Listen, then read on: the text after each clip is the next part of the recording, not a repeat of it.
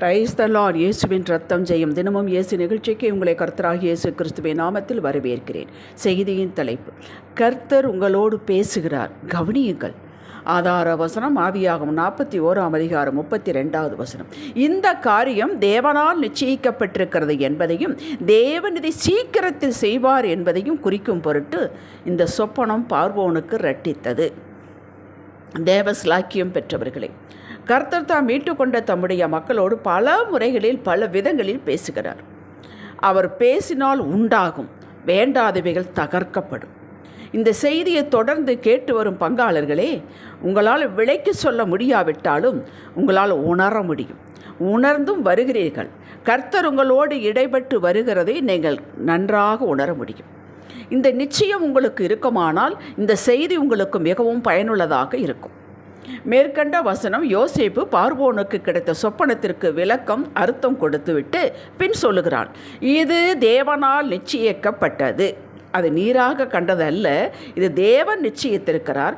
ஆகவே அவர் அதை நிச்சயம் உமக்கு சீக்கிரமாக நிறைவேற்றுவார். அதனால்தான் உனக்கு காண்பித்திருக்கிறார். நீரோ இதற்கு விவேகமும் ஞானமுள்ள மனுஷனை அதிகாரியாக வைத்து கர்த்தர் தந்த நிச்சயத்தை கொண்டு ஞானமாய் நடந்து தேசத்தை தப்புவித்து கொள்ளுங்கள் என்பது போல ஆலோசனை கொடுத்தார். யோசுவா 6ஆம் அதிகாரத்தில் எரிகோ கோட்டையை வீழ்த்து போகிறேன், அதற்கு நீ இப்படி ஜனங்களை ஆயத்தப்படுத்து, சுற்று சொல் என்றார். இது கர்த்தர் கொடுத்த ஆலோசனை, அவர் நிச்சயித்து கொடுத்த ஆலோசனை. யோசுவா எல்லளவும் தட்டாமல் அப்படியே செய்தார். அதை சீக்கிரத்தில் செய்து முடித்தார். அவர் ஒன்றை நிர்ணயம் பண்ணினால் அது வாய்த்தே தீரும். அதை தடுக்க எவராலும் முடியாது. யாருடைய உதவியும் அவருக்கு தேவையில்லை. நீங்கள் விசுவாசத்தோடு கர்த்தர் உங்களோடு சொப்பனத்திலோ உங்கள் உள்ளத்தில் ஒரு யோசனையோ ஒரு வார்த்தையை கொடுத்து அதை உறுதிப்படுத்தி இருந்தாலோ, ஒரு தரிசனமோ அல்லது வேதத்தை வாசித்து கொண்டிருக்கும் போது இப்படித்தான் உனக்கு நான் கிடைக்க செய்வேன் என்று உங்கள் உள்ளத்தில் ஒரு உணர்வை கொடுத்தாலோ, சாட்சியின் வார்த்தையின் தரிசனமோ எதை கொண்டாகிலும் அவர் பேசுகிறார் என்ற நிச்சயம் உங்களுக்கு மட்டும்தான் தெரியும். அதை அப்படியே விசுவாசித்து அதை ஒருவரிடமும் சொல்லாமல் உங்கள் இருதயத்தில் வைத்து அப்படியே நடக்கப் போகிறதற்காக ஸ்தோத்திரம் என்று சொல்லி அதையே தியானித்து இருப்பீர்கள் என்றால் அப்படியே நடக்கும். அதை சீக்கிரத்தில் நடத்தி முடிப்பார். இதுதான் நாம் செய்ய வேண்டியது.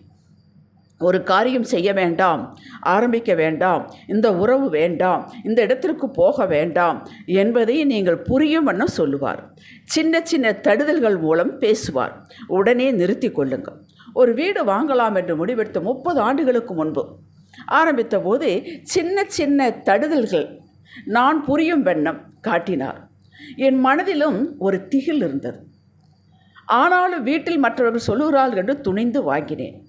கொஞ்ச காலத்திலேயே அந்த வீட்டில் நான் பட்ட பாடுகள் சொல்லி மாளாது. அந்த வீடும் வெடுக்கென்று பிடுங்கி கொண்டது போல போய்விட்டது. வேண்டாம் என்று உங்கள் உள்ளத்தில் நன்றாக புரியுமென்னம் சொல்லுவார். உடனே அது எத்தனை லாபகரமானதாக இருந்தாலும் வேண்டாம் என்று ஒதுக்கிவிடுங்கள். இதை செய்ய போகிறேன் என்று ஒரு சின்ன அறிகுறி வார்த்தை கிடைத்தாலும் அதை உண்டுபிடியாக பிடித்து கொள்ளுங்கள். நியாயாதிபதிகள் 6ஆம் அதிகாரத்தில் கிதியோனோடு கர்த்தர் இடைப்பட்டார். கிதியோன் அடையாளங்களை கேட்டான். மீதியானீரே ஒரு மனுஷனை முறியடிப்போல் உன்னை முறியடிக்க வைக்கிறேன் என்று அவனுக்கு சந்தேகம்.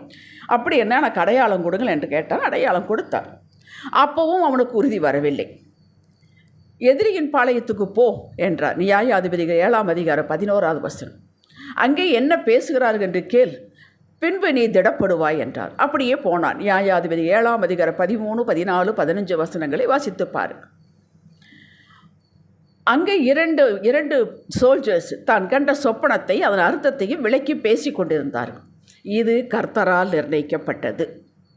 இது கிதியோனுக்காக அவனை உற்சாகப்படுத்துவதற்காக நிர்ணயிக்கப்பட்டது.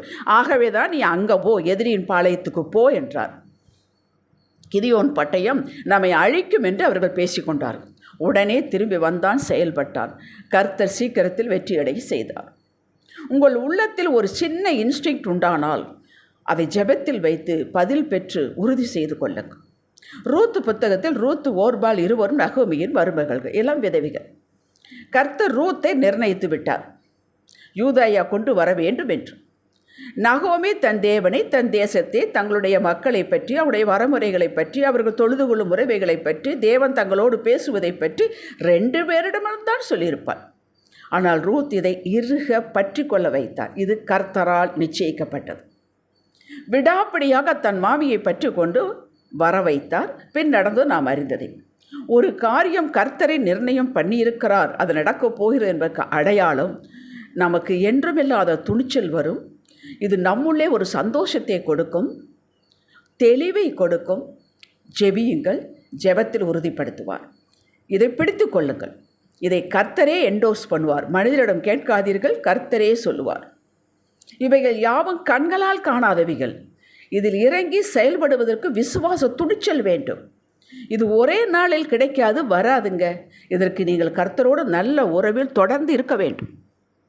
அதிகாலை ஜெபம் எக்காலமும், அதுக்கு சாக்கு போக்கை சொல்லக்கூடாது. முறையாக வேதம் வாசித்தல், ஆலயம் செல்லுவது, எதற்கெடுத்தாலும் ஆர்கியூ பண்ணக்கூடாது. ஆர்கியூ பண்ணாமல் இருத்தல், ஆவியானுடைய கட்டளைக்கு கீழ்ப்படிதல், மனிதர்களை மதித்தல், பெருமை பேசாதிருத்தல், கசப்பு மன்னிக்காத தன்மை எவ்வளவேனும் இல்லாதிருத்தல். இப்படி அவருடைய ஆவியில் எளிமையோடு வைராக்கிய வாஞ்சியாய் இருப்பீர்கள் என்றால் உங்களிடம் சொல்லிவிட்டுத்தான் செய்வார். அப்படியே செய்வார். மற்ற குடும்ப நபர்களை பற்றி, மற்றவர்களை பற்றி உங்களிடம் பேசுவார். ஜெபிக்க சொல்லுவார் அந்த நபருக்கு. இந்த அற்புத கம்யூனிகேஷனை அசால்ட்டாக எடுத்துக்கொள்ளாதீர்கள். மதிப்பு கொடுங்கள். நம் கர்த்தர் பேசுகிறவர், நம்மை உயர்த்துகிறவர், உணர்த்துகிறவர், நம்மை மதிக்கிறவர். ஜெபிக்கலாம். தகப்பனே, நீர் என்னோடு பேசுவதை, உணர்த்துவதை, சொப்பனத்தில் காட்டுவதை, தரிசனம் தருவதை புரிந்து கீழ்ப்பிடிந்து அப்படியே விசுவாசத்தோடு நடக்கும் ஞானமும் விவேகத்தையும் தாருங்கப்பா. இயேசுவின் நாமத்தில் பிதாவே. இன்றைய சிந்தனையில் கூர்மையாயிருந்து அவரது உணர்த்துதலை பிடித்து நடப்பேன். ஆமேன். ஹல்லேலூயா.